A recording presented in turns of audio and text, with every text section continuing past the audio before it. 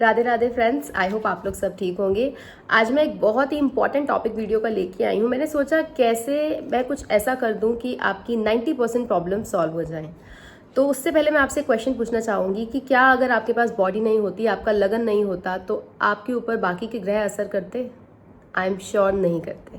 कैसे नहीं करते? क्योंकि अगर आपका चंद्रमा खराब है और आपको इमोशनल टर्मोइल यानी कि इमोशनल लॉस से सफ़र करना है, इमोशनल पेन से सफ़र करना है, तो आप कैसे करेंगे? अगर आपके पास दिल होगा, शरीर होगा, तभी तो सफ़र करेंगे। अगर आपका एक्सीडेंट होना है या किसी ग्रह की वजह से आपको चोट लगनी है, तो कैसे लगेगी अगर आपके पास शरीर ही नहीं होगा? तो कहने का मतलब ये है कि लग्नेश बहुत ही ज़्यादा इंपॉर्टेंट है। तो आज हम बात करेंगे। देखिए, मैंने नोट्स बना लिए हैं। मैं नोट्स इसलिए बनाती हूँ ताकि आपको बेटर गाइड कर पाऊँ। तो आज की वीडियो में हम बात करेंगे कि लगन का जो लॉर्ड है वो हर हाउस में बैठ के कैसे रिजल्ट देगा और आप उसको ठीक करने के लिए क्या एफर्ट्स कर सकते हैं। तो शुरू करते हैं। लग्नेश अगर आपका खुद स्वयं फर्स्ट हाउस में बैठा हुआ है तो आपको क्या करना है? सेल्फ मेड मैन बनना है सबसे पहले। अगर आप सेल्फ मेड मैन बनेंगे ना, तो आपकी पर्सनालिटी जो है वो नेचुरली डेवलप होने लग जाएगी। आप जिम जाइए, अपनी बॉडी बनाइए, उस पर वर्क कीजिए। बिकॉज लगन क्या है? आपकी बॉडी। उसको कैसे निखार सकते हैं हम, है ना? आपकी जो पर्सनालिटी है वो कैसे शाइन करेगी? अगर आप बहुत ज़्यादा हेल्दी हैं तो आपको फिट होना चाहिए ताकि आपकी जो पर्सनालिटी है उसमें इम्प्रूवमेंट आए। अब मैं आपको बताती हूँ, आपकी ओवरऑल पर्सनालिटी जो होती है, जो आपका लगन है, उसके लिए आपको एक चीज़ का और ध्यान रखना है कि आप किसी के साथ चीट मत कीजिए, क्योंकि कैरेक्टर, पर्सनालिटी, ये सब चीज़ें आपस में बहुत ज़्यादा क्लोजली कनेक्टेड है। तो किसी के साथ ऐसे में जिसका लग्नेश जो है, यानी कि फॉर एग्जाम्पल अगर हम कैंसर की बात करें और मून अगर स्वयं फर्स्ट हाउस में ही बैठा हुआ है, तो ऐसे इंसान को क्या करना चाहिए? उसको ध्यान रखना चाहिए कि वो एक अच्छा इंसान हो, उसकी पर्सनालिटी जो है वो निखर के आए। वो कैसे आएगी? एक तो आप दिल से अच्छे हो और आपकी जो आउटलुक है उसमें आप अच्छे दिखते हो। तो ऐसे इंसान को किसी से भी उधार नहीं लेना चाहिए, किसी के ऊपर डिपेंड नहीं होना चाहिए। जो करना है खुद करना है, तो ही आपका जो फर्स्ट हाउस है वो बहुत ज़्यादा स्ट्रांग होगा और फिर आप देखना आपको रिजल्ट्स मिलने लगेंगे और आपका लग्नेश स्ट्रांग होगा। और याद रखिए, लग्नेश स्ट्रांग होगा अगर, तो आपकी 90% कुंडली इंप्रूव हो जाती है। आप इसको ट्राई ज़रूर कीजिएगा। अब हम बात करते हैं लग्न Lord in second house. Second house किस चीज़ का होता है? सेकेंड हाउस होता है फाइनेंसेस का, होता है फूड का, होता है फैमिली का, होता है। ऐसे लोगों को ना फाइनेंसेस से बहुत ज़्यादा कनेक्टिविटी फील होती है, क्योंकि लग्नेश क्या है? आपकी पर्सनालिटी। और आप कहाँ बैठ गए हैं जाके? स्वयं सेकेंड हाउस में। तो आपका ऐसे लोगों के इतने मूड स्विंग्स होंगे, उनको डिफरेंट तरह का फूड खाने का मन करेगा, उनको पैसा बहुत अच्छा लगेगा और उनको सारा टाइम पैसे की टेंशन रहेगी। क्यों रहेगी? Because they are all about money, food and family. Finance and family इसमें काफ़ी कनेक्टेड होता है। ऐसे लोगों का बहुत पैसा फूड पे भी खर्च होता है। फॉर एग्जाम्पल अगर मार्स है, यानी कि नंबर 8 लगा लीजिए, है ना, स्कॉर्पियो लगन है और उसका लॉर्ड है मार्स और वो जाके सेकेंड हाउस में बैठ गया है। तो ऐसे में मार्स क्या दिखाता है? कि रिस्पॉन्सिबल बनो। तो ऐसे इंसान को रिस्पॉन्सिबल बनना चाहिए। अब किस तरह का प्लैनेट वहाँ बैठा है वो भी आपको देखना पड़ेगा। मार्स कहता है फैमिली की रिस्पॉन्सिबिलिटी लो। तो अगर मार्स बैठा है सेकेंड हाउस में, तो आपको फैमिली की रिस्पॉन्सिबिलिटी लेनी चाहिए। फैमिली के ऊपर कोई ट्रबल ना आए, इस चीज़ का ध्यान रखना चाहिए। पर ध्यान रखना है, कितना भी आपका लग्नेश सेकेंड हाउस में बैठा हो, यानी कि फाइनेंस के हाउस में, आपको पैसे के पीछे पागल नहीं होना है। और अगर आप ये सब चीज़ें करेंगे, अपने फाइनेंस का मतलब अच्छे से मैनेज करके रखेंगे, ओवर स्पेंड नहीं करेंगे और ठीक से स्पेंड करेंगे जितना रिक्वायर्ड है, फूड और फैमिली का भी ध्यान रखेंगे। और फूड जो है वो वेरी इंपॉर्टेंट, सेकेंड हाउस क्योंकि फूड को दिखाता है। तो आपको जो फूड है वो ऐसे खाना है कि आप ज़्यादा ऑयली मत खाइए और ज़्यादा जंक फूड मत खाइए, उससे आपको कोई ना कोई प्रॉब्लम, कोई ना कोई इलनेस आ सकती है। अब हम बात करते हैं थर्ड हाउस। थर्ड हाउस में अगर आपका लग्नेश बैठा है तो कैसे इंसान की पर्सनालिटी डेवलप होगी? थर्ड हाउस किस चीज़ का होता है? शॉर्ट ट्रैवल्स का, वीज़ा पासपोर्ट का, नेबर्स का, हार्डवर्क का, एफर्ट्स का, आपके सिबलिंग्स का होता है, यंगर सिबलिंग्स का। तो आप थर्ड हाउस में क्या कर सकते हैं? अगर आप चाहते हैं कि आपकी जो पर्सनालिटी है, आपको जो लगन लॉर्ड है वो बहुत स्ट्रांग हो जाए, आप क्या कर सकते हैं? आप हेल्प कीजिए अपने सिबलिंग्स की। आप अपने नेबर्स के जो लोग हैं, जो नेबरहुड में लोग रहते हैं, पड़ोसियों के साथ थोड़ा अच्छे से बात करें, स्वीटली बात करें, क्योंकि थर्ड हाउस कम्युनिकेशन का भी होता है। तो इट्स वेरी इंपॉर्टेंट कि अपने सिबलिंग्स के साथ, अपने नेबर्स के साथ, शॉर्ट ट्रैवलिंग अगर आप कर रहे हैं तो रास्ते में जो लोग मिलते हैं उनके साथ अपना जो कम्युनिकेशन है वो बहुत ज़्यादा सॉफ्ट रखिए, बैलेंस्ड रखिए। रूड नहीं होना है आप में। अगर आप रूड होएंगे तो आपका लग्नेश फिर से वीक हो जाएगा। एस्ट्रोलॉजी का ना बहुत सिंपल सा फंडा है, जो प्लैनेट जैसा कह रहा है ना, आपको देखना है बस वो प्लैनेट किस चीज़ को दिखाता है, किस चीज़ को डिनोट करता है ना। अब अगर सैटर्न आ गया यहाँ थर्ड हाउस में और आपका लग्नेश है ना 11th का आ गया, लॉर्ड शनि, और शनि आके थर्ड हाउस में बैठ गया। तो शनि क्या कहता है, एफर्ट्स करो, अपना काम खुद करो। शनि के जो लोग हैं, जो गरीब लोग हैं, जो पब्लिक है, उनकी सर्विस में हमेशा खड़े रहो, because Shani is all about social service. तो शनि अगर होता है ऐसे में, तो यानी कि आपको बहुत ज़्यादा सोशल सर्विस पे ध्यान देना चाहिए, लोगों की हेल्प करनी चाहिए। तो ऐसे आप अपने थर्ड हाउस को भी स्ट्रॉन्ग कर सकते हैं। अब चलते हैं फोर्थ हाउस की तरफ। अब फोर्थ हाउस वालों के लिए क्या होता है, ऐसे लोगों के लिए ना घर छोड़ना बहुत ही डिफ़िकल्टी हो जाती है, क्योंकि लग्नेश यानी कि आपकी पर्सनालिटी स्वयं आके फोर्थ हाउस में बैठ गई है, और अब वो कह रहा है कि घर नहीं छोड़ के जाना है, घर से बहुत ज़्यादा लगाव है। तो आप क्या कर सकते हैं, घर में छोटी छोटी चीज़ें करवाते रहिए, छोटी छोटी इम्प्रूवमेंट्स करवाते रहिए। अब आपने ये नया लिया, घर को मेंटेन करके रखना बहुत ज़रूरी है। ऐसा नहीं है कि आपने बिना बात के इतनी सारी शॉपिंग कर दी, चीज़ें होते हुए भी आप चीज़ें लेते जा रहे हैं, ऐसे नहीं। हर कोई भी ट्रांजिट हो, आपको समझदारी से चलना है फोर्थ हाउस में। फॉर एग्जांपल, आप हाउस की कंस्ट्रक्शन करवा सकते हैं। कंस्ट्रक्शन एज इन जो चीज़ जहाँ पे नहीं है, वास्तु पे आप ध्यान दे सकते हैं बहुत ज़्यादा। इससे भी आपकी पर्सनालिटी जो है, यानी कि जो आपका लग्नेश है, वो काफ़ी ज़्यादा स्ट्रांग होगा। और ऐसे लोगों को ना घर में इतनी ज़्यादा शांति मिलेगी, उनका मन ही नहीं करेगा कहीं पे जाने के लिए। तो ऐसे लोगों को घर में शांति बना के रखनी चाहिए। अब हो सकता है राहु भी बैठा हो फोर्थ हाउस में, है ना, तो वो इंसान को इंस्टिगेट करेगा। ऐसे इंसान का मेंटल पीस बहुत डिस्टर्ब होगा, और वो दूसरों को भी डिस्टर्ब करेगा। तो ऐसे में ध्यान रखना है आपको कि आप मेंटल पीस बनाए रखें, घर का ध्यान रखिए, उसे नीट एंड क्लीन रखिए। वेरी वेरी इंपॉर्टेंट ध्यान रखना है। दोबारा बता रही हूँ, लग्नेश अगर फोर्थ हाउस में बैठा हुआ है, तो फोर्थ हाउस है आपकी फैमिली का, और फैमिली का और होम का। तो होम पे ध्यान दीजिए, अपने फैमिली मेंबर से प्यार से बात कीजिए, तो आपका जो लगन लॉर्ड है वो बहुत स्ट्रांग हो जाएगा। ये चीज़ें पता है क्या है, ये हम ना करते नहीं हैं खुद से, इसीलिए तो भगवान को ये सारे ग्रह बनाने पड़े, क्योंकि ग्रह बनेंगे तो करेंगे। अब भगवान ने शनि बना दिया, अब शनि से डरते हुए सारे लोग गरीबों की हेल्प करेंगे, डोनेशंस करेंगे, किसी के साथ झूठ नहीं बोलेंगे, कोई गलत काम नहीं करेंगे। भगवान ने सूर्य बना दिया कि चलो आपको फेम चाहिए ना, तो आप आपके आसपास जो नेचर है उसकी केयर करना सीखो। नेचर में सन भी आता है, अब सन को वाटर करना है अगर आपको अपने सूर्य को ठीक करना है तो ये चीज़ें अगर इंसान करता होता ना, तो ग्रह बनाने की जरूरत नहीं पड़ती है। ग्रह बने ही इसलिए हैं क्योंकि हम अपना काम ठीक से नहीं करते, और हो सकता है हम में से 50% लोग ठीक से करते हों काम, बट ऐसे बहुत लोग हैं जो नहीं करते हैं, और डेफिनेटली हम उन लोगों के साथ रहते हैं तो कंपनी का असर ज़रूर पड़ता है। तो ये था हमारा फोर्थ हाउस का डिस्कशन। अब हम आते हैं, अगर लगन लॉर्ड आपके फिफ्थ हाउस में बैठा हुआ है। फिफ्थ हाउस जो है ना, ये बहुत ज़्यादा लेजी हाउस है, ये बच्चों का हाउस है। ऐसे में आप क्या कर सकते हैं, अपने बच्चों को टाइम दीजिए। अब आप देखेंगे ऐसे फादर्स या ऐसी मदर्स जिन्होंने कभी अपने बच्चों को टाइम ही नहीं दिया है ना, तो और वो बाहर सक्सेस ढूंढ रहे हैं और इतने ज़्यादा परेशान हो रहे हैं कि मेरी कुंडली में प्रॉब्लम कहाँ है। सिंपल सा फंडा है, लग्नेश देखिए, लग्नेश को स्ट्रॉन्ग कीजिए। लग्नेश फिफ्थ हाउस में आया है, बच्चों के साथ टाइम स्पेंड कीजिए। बच्चों को टाइम देंगे तो डेफिनेटली आपकी पर्सनालिटी इंप्रूव होगी। बच्चों को कुछ न्यू सिखाने की कोशिश कीजिए। अब आपको क्या करना है, अब आपने ये वीडियो देख लिया है ना, तो अब आपको पता लगे कि बच्चों को टाइम देना। अब टाइम देने में ये नहीं कि सिर्फ उनके साथ गेम्स खेल ली, आप कैसे बच्चों की पर्सनालिटी को इम्प्रूव कर सकते हैं। जितना ज़्यादा इस चीज़ में आप एफर्ट डालते जाएंगे, जो भी आपके फिफ्थ हाउस की चीज़ें, उतनी आपकी पर्सनैलिटी स्ट्रांग होती जाएगी। उनको डिसिप्लिन बना सकते हैं हम, और काफ़ी आप ना विजन ओरिएंटेड हुए हैं बच्चों को लेके। वैसे जनरली देखा गया, अगर फर्स्ट लॉर्ड फिफ्थ हाउस में है तो ऐसे लोग बहुत ज़्यादा बच्चों को लेके मतलब माइंडफुल होते हैं। अगर वो अच्छे प्लैनेट्स बैठे हैं वहाँ, नीच का ग्रह होता है तो ऐसे लोगों का ध्यान बच्चों पे जाता ही नहीं, और फिर बच्चे कुछ भी बन जाते हैं लाइफ में, इधर उधर उनका ध्यान जाने लग जाता है, बच्चे अपने पाथ से भटक जाते हैं। तो आपका अगर लग्नेश फिफ्थ हाउस में, तो आपको बच्चों पे ध्यान ज़रूर देना चाहिए, इससे आपकी पर्सनालिटी में निखार आएगा। ये बातें सिर्फ कहने के लिए नहीं है, आप आजमा के देखेंगे, आपको रिजल्ट्स 200% मिलेंगे। तो अब हम आ जाते हैं सिक्स्थ हाउस पे। सिक्स्थ हाउस दिखाता है आपकी प्रॉब्लम्स को, रोग ऋण शत्रु।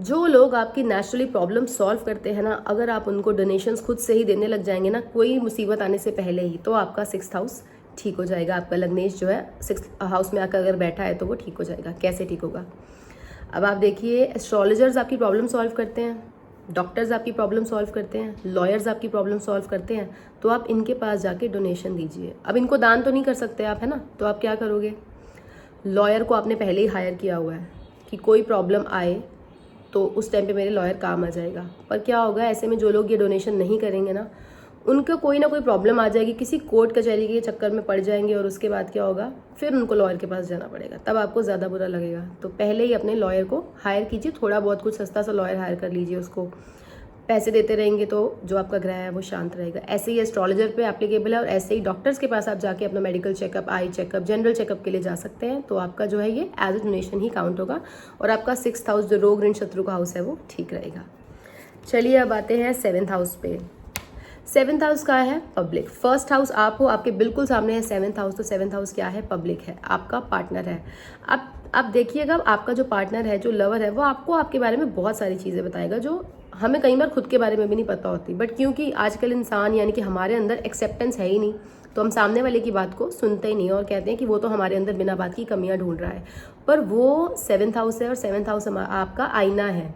आप आईने में कैसे दिखते हो, आप जो बोल रहे हो उसको सामने वाला कैसे लेता है, पब्लिक कैसे लेती है, वो आपको आपका पार्टनर, आपका 7th हाउस बताएगा। तो ट्राई कीजिए कि सामने वाले की बात को सुनने की कोशिश कीजिए, पार्टनर को वैल्यू दीजिए, पार्टनर के साथ टाइम स्पेंड कीजिए।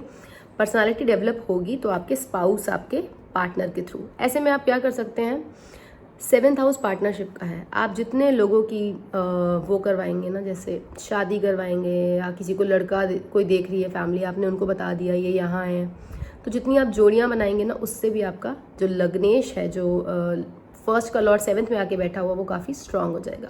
मुझे बारी बारी रिपीट इसलिए करना पड़ता है बिकॉज बहुत सारे लोग बिगिनर्स हैं जिनको नहीं पता है कि फर्स्ट हाउस 7th में आके बैठा है या मैं किस बारे में बात कर रही हूँ इस टाइम पे। दैट्स वाई मैं बारी बारी रिपीट कर रही हूँ, ताकि जो बिगिनर्स हैं उनको भी समझ आए। अब आते हैं बहुत ही ज़्यादा इंपॉर्टेंट हाउस पे। अब क्या है? 8th house. 8th हाउस किसका है?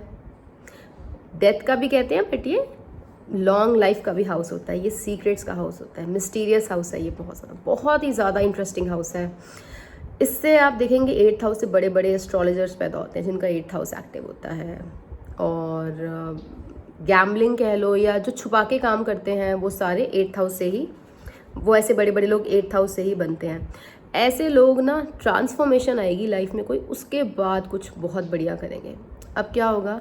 आपका एक्सीडेंट होगा और फिर आपकी लाइफ में तो आपकी तरक्की होगी। तो ये क्या है? पहले से ये सब डिसाइडेड होता है, हमें नहीं समझ आता, हमें लगता है हो हमारे हाथ तो एक्सीडेंट हो गया, या फिर हमारा एक्सीडेंट हो गया और एकदम से क्या हो गया, बट उसके बाद कुछ बहुत अच्छा होना लिखा होता है। तो ये सारी चीज़ें 8th हाउस से होती हैं। तो 8th हाउस में अगर लग्नेश आके बैठा है तो आपकी पर्सनैलिटी कैसे डेवलप होगी, लाइफ में आपके जो चेंजेस आएंगे ना, वो या फिर फॉरेन सेटलमेंट आपकी इसमें हो सकती है, या अगर आप वहाँ जाके रहते हैं, इससे भी आपका 8th हाउस इंप्रूव होगा, यानी कि आपका लग्नेश इंप्रूव होगा। जैसे ही अब आप क्या करेंगे, चेंजेस जो है ना लाइफ में, वेट मत कीजिए कि ट्रांसफॉर्मेशन होगी, खुद चेंज करते रहिए। आप जगह चेंज कीजिए, आपने स्टेट चेंज कर लिया या आप दूसरी कंट्री में चले गए रहने, तो जब जब ट्रांसफॉर्मेशन आएगी ना, आप देखेंगे आप अपना better version step by step बनते जा रहे हैं। 8th हाउस ऐसे आपकी पर्सनैलिटी को निखारेगा। अब आते हैं 9th हाउस पे। 9th हाउस होता है रिलीजियस बिलीव्स का, ट्रैवलिंग का, हमारी हायर एजुकेशन का, हमारे गुड लक का। Very very important. ऐसे लोगों के लिए आप देखोगे या तो बिल्कुल इतना मुश्किल हो गया इनके लिए रूल्स को फॉलो करना, या फिर ये लोग मानते हैं तो इतना मानते हैं, नहीं मानते हैं तो किसी भी रूल को नहीं मानते। इनकी एक अपनी फिलॉसफी होती है रूल्स को लेके, बिलीव्स को लेके, कि हाँ बस मैं यहाँ तक मानूंगा, इसके बाद मैं इतना ज़्यादा बिलीव इसमें नहीं करता। ऐसे लोग बहुत ज़्यादा स्ट्रगल करते हैं। ऐसे लोगों को अगर अपना लग्नेश स्ट्रॉन्ग करना है तो फर्स्ट लॉर्ड अगर 9th में आके बैठा है तो इनको टेम्पल जाना चाहिए। इनका रिलीजियस बिलीव जो है ना बहुत ज़्यादा स्ट्रांग होगा।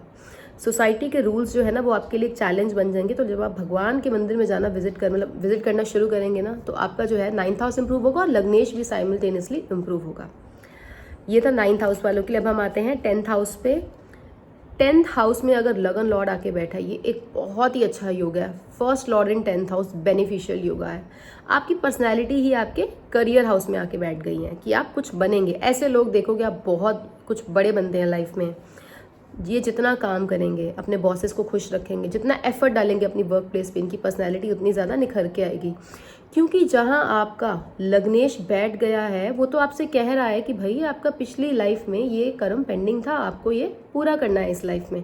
उसको इग्नोर करके आप जगह जगह ये रेमेडी वो रेमेडी करते रहेंगे तो फिर उससे फ़र्क नहीं पड़ेगा ना। क्या करना है? राइट टाइम पे राइट चीज़ करनी है। राइट टाइम पे राइट रेमेडी करेंगे तो ही आपको उसका असर दिखेगा। और रेमेडीज़ का कोई टाइम नहीं होता है कि हमने 1 महीना कर लें, मैम हफ्ता कर लें, मैम कितने संडे करनी है। आप करते रहिए जब तक कर सकते हैं। ट्रस्ट के साथ करनी होती है ना, लालच के साथ नहीं करनी रेमेडी कि कुछ अच्छा होगा हम तभी करेंगे।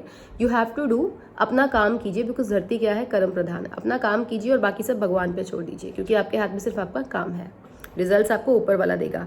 तो 10th हाउस वाले क्या करेंगे? अपने वर्क प्लेस पे अपना बेस्ट देंगे, तो उनकी पर्सनालिटी निखर के आएगी, उनका लग्नेश बहुत स्ट्रांग होगा।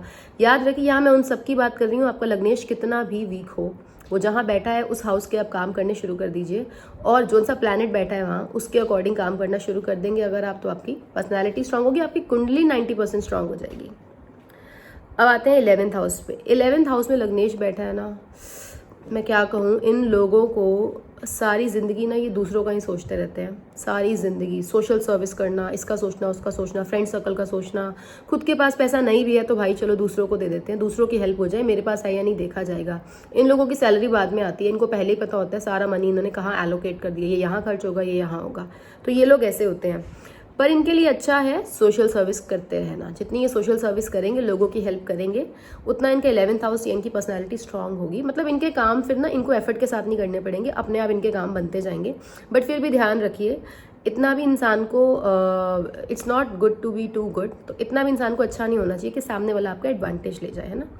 स्मार्ट रहना है आपको side by side. You don't have to get carried away all the time कि मेरे को बस देना ही देना है ना। अपना भी सोचना, अपनी फैमिली का सोचना इज़ वेरी इंपॉर्टेंट। और उसके बाद आपके पास जो भी है उसमें से आप डोनेशन कीजिए, लोगों के साथ खड़े रहिए। सिर्फ पैसा ही एक वो नहीं होता है जरिया लोगों की हेल्प करने का। इमोशनल सपोर्ट, किसी को अच्छी गाइडेंस देना, ये सब चीज़ें 11th हाउस के अंदर ही आती हैं। आप किसी की हेल्प किसी भी तरह से कर सकते हैं। अब आ गए हैं हम लास्ट हाउस, जो कि है हमारा 12th हाउस। तो 12th हाउस तो I think it's a very famous house. सारी दुनिया उसे सिर्फ ट्रैवलिंग के नाम से जानती है, फॉरेन सेटलमेंट। लेकिन 12th हाउस मेंटल असाइलम्स का भी होता है, हॉस्पिटल्स का भी होता है, जेल यात्रा का भी होता है 12th हाउस। तो ऐसे में आप क्या कर सकते हैं, आप फॉरेन कंट्री में तो ज़रूर जाइए। ऐसे इंसान को ना कभी सक्सेस नहीं मिलेगी। फर्स्ट लॉर्ड इन 12th हाउस, लग्नेश इन 12th हाउस है, आपको सक्सेस नहीं मिलेगी। अब कई बार क्या होता है, ऐसे में ना आपका प्लैनेट वीक होता है और वो कह तो रहा है आप चले जाओ, लेकिन क्योंकि प्लैनेट वीक है तो आप चाहते हो भी वहाँ जा नहीं पाते हो। वो आपकी पर्सनल कुंडली से पता लगेगा कि क्या प्रॉब्लम्स आ रही हैं। और बट जनरल मैं बता रही हूँ, फर्स्ट लॉर्ड 12th हाउस में बैठा है तो ऐसे इंसान को फॉरेन चले जाना चाहिए, क्योंकि उसकी पर्सनैलिटी खुद कह रही है कि मैं कहाँ बैठी हूँ, मैं फॉरेन में बैठी हूँ, फॉरेन हाउस में बैठी हूँ। और आप कहाँ बैठे हो, अगर अपनी होम कंट्री में बैठे हो तो डेफिनेटली लॉसेस तो होंगे ही ना, प्रॉब्लम्स तो आएंगी, बिकॉज आप सारी ज़िंदगी अपनी ट्रू पर्सनैलिटी को ही नहीं ढूंढ पाओगे। अब 12th हाउस उस चीज़ का भी है, something that is very uncomfortable, जो आपको मतलब कंफर्ट जोन से बाहर लेके जाना, वो चीज़ है। तो आप फॉरेन जाएंगे, न्यू कल्चर के साथ एडजस्ट करेंगे, न्यू लैंग्वेज सीखेंगे, नया फूड होगा, न्यू वेदर कंडीशंस होंगी, तो वो अपने आप में अपने आप को आप अनकंफर्टेबल कर रहे हो already. That is why I am saying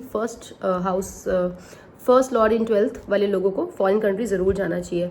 आपको डोनेशंस भी ज़रूर करनी चाहिए, ये चैरिटी डोनेशंस का भी हाउस है। हॉस्पिटल्स जाइए, ऑर्फेनेजेस जाइए, बहुत ही अच्छी रेमेडी है आपका लग्नेश स्ट्रॉन्ग करने के लिए। और ध्यान रखना है 12th हाउस जो लिबरेशन का भी होता है, तो आपको ज़्यादा अटैच नहीं होना है लोगों से। अपना काम आपने कर दिया, दैट्स इट। अटैच नहीं होना है, सामने वाले से एक्सपेक्टेशन नहीं रखनी है। ऐसा अगर आप करेंगे तो आपका 12th हाउस भी जो है वो स्ट्रांग हो जाएगा, आपकी पर्सनैलिटी भी स्ट्रांग हो जाएगी। तो गाइस, कैसे लगी आपको वीडियो, आप प्लीज़ मुझे कमेंट बॉक्स में ज़रूर बताइएगा। पर्सनल अगर आपको कंसल्टेशन लेनी है तो मैं जो नंबर फ्लैश हो रहा है स्क्रीन पे, आप इस पर अप्लाई कर सकते हैं। इस पर आप व्हाट्सएप कॉल कर सकते हैं, व्हाट्सएप मैसेज कर सकते हैं। और वीडियोस आप किस चीज़ की देखना चाहते हैं, मुझे पता है आपने लास्ट शॉर्ट में भी कमेंट किया था, मैंने खुद ही पूछा था, मैं उस पर भी बनाऊंगी। I am doing little bit of my work now days, because थोड़ी सी बिजी रहती हूँ। आई एम अ टीचर, मैं आती ही 4:30 हूँ, तो मुझे मतलब इतना टाइम नहीं मिल पाता है। But I really want to help everybody. जिनको काउंसलिंग की भी ज़रूरत है, या जिनको लगता है रिलेशनशिप में प्रॉब्लम्स आ रही हैं, या फैमिली में मनी मैटर्स, जॉब को लेके डिस्टर्ब है, या जॉब पे पॉलिटिक्स चल रही है, कुछ भी, आप किसी भी चीज़ के लिए मुझे कंसल्ट कर सकते हैं। वीडियो अच्छी लगी देन प्लीज़ सब्सक्राइब और अपने फ्रेंड्स के साथ भी शेयर करें। मैं चाहती हूँ सबकी प्रॉब्लम सॉल्व हो और सब बहुत स्ट्रॉन्ग बने। Radhe Radhe friends, thank you.